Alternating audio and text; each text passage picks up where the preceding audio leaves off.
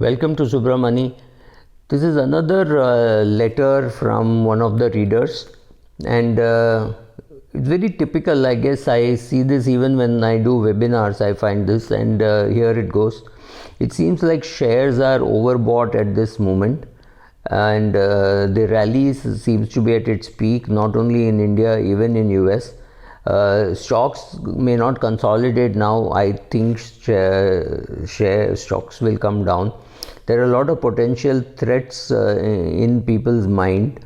There is Brexit, then there is this COVID in UK and in parts of Europe. Trump may not leave the White House, high hopes. We do not know what will be Biden's stand on the world. Wow. Now, do you think that investing in ETFs of gold producers or ETFs of gold in the current market situation, is it necessary? Don't you think that at least 20% of my liquid net worth should be in gold as a part of a diversified portfolio? Right? So this is his question, and let me address it this way. People buy gold when they feel very scared about the market situation, or when they feel that the world is going to end soon, or things like that. Then they also talk about gold being very useful in terms of a crisis. Now, this person is saying that he wants 20% of his net worth to be in gold. And there will be somebody who will tell you gold is the only asset which you can use in case there is a problem, right? Suppose there is a war-like situation and you have to leave one country and go. People who left Kuwait and came, people who left Burma, Pakistan and came to India, right? All those people, the only thing they could bring was maybe gold and silver which they had. They had to leave back everything else because you couldn't carry it. Now, coming to think of it, if you invest in SGBs, that is sovereign gold bonds, or ETFs, I have no clue how you are going to use that for in a crisis. Imagine saying, sir, मेरे को पैसा दे दो, मैं ETF बेच के आपको पैसे दूंगा. It's not going to work, right? So really, if you want to keep it as a medium of exchange in case of an emergency where you have to flee the country and India is being split or something like that, completely outlandish maybe, then this gold should be in the form of chain or biscuits or small pieces so that you can give it away when you need to, right? And where should it be? It should be kept at home. Are you going to do this? You're going to read some article which says sovereign gold bonds is the best way to invest in gold. It is very tax efficient, and the government comes out with an auction every year, so you can buy every year. It is also listed, blah blah blah. But that is not going to help in case of an emergency. Yes, it's going to help if the fiat currencies take a hit and the world has a problem. All that is true.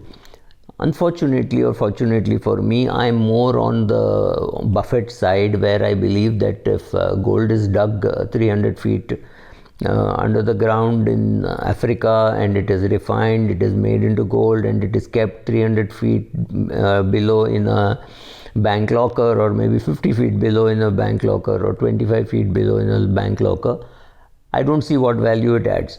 But having said that, this is Buffett's statement, but having said that, please remember over the last 20 years, Buffett has underperformed gold.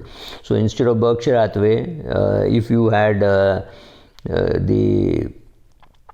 gold in your portfolio, you would have done better over the last 20 years. I'm not talking of what would have happened if you had invested in 1964. No, that's not what I'm talking about. So should you have gold? I don't like gold. I don't have too much of it in my portfolio. Whatever I have is what my wife has. I would not call that an investment. I would call that, well, it is there. Traditionally, it has been handed over. It is there, and I don't think me or my wife even have a clue about how much it is valued, right? So I don't agree with the current trend that you should put 20% in gold, maybe 5% or maybe 10% of the debt portion. So if debt is 30% in your portfolio, maybe 10% of that or 15% of that should be enough. Now, unlike gold, you could buy some other company. Like suppose you could buy a company called say Fortis Hotels, or you could buy Starbucks, right? Any of these things, you see them adding value on a regular basis. You see the number of patients being admitted, Apollo Hospital, you see the number of patients being admitted, treated and let out. They're all making money for the organization. Now, no, there is no such cash flow for gold. So I am unable to evaluate the price of gold, saying is it a good price to buy, is it a bad price to buy. If you must have gold, I would suggest you buy SGBs, maybe worth 50,000 every year, but every time there is an auction, just go and buy. It is like doing an SIP. Or if you say you want to do an SIP, then an ETF makes sense. Buy something every month, maybe 50,000 worth of gold or 5,000 worth of gold, depending on how much you're investing. I mean, if you're investing 2 lakhs per month, then maybe 5,000 rupees of gold is fine. If you are not investing, first build your wealth with equity. Gold should be seen more as an asset protection rather than as a wealth growing thing. So if you take Shiller's data analysis, which is available from say 1890 till 2012, if I'm not wrong, gold has definitely underperformed. But also understand, gold is the only asset that you can think of which has a 4,000-5,000 year history, right? So it's not just a 100-year history in India or 200-year history in US for equities, right? This is a 4,000-year history. It cannot be destroyed. It has its advantages, absolutely no doubt. But decide how much, where to keep, how to ensure that it doesn't get stolen if it is kept at home.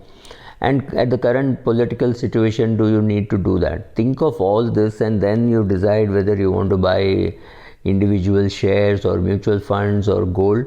But please treat gold more like a asset which you're buying for usage. So if you're buying jewelry for yourself, you're buying jewelry for your daughter, your wife or whatever, please don't treat that as an investment. That is a usage asset. You will be paying 30% making charges or whatever, and therefore it has no great resale value except after 10-15 years. Even then it is a very inefficient capital allocation subject, right? So I am not an investor in gold, but each person has to choose his own poison. Thank you.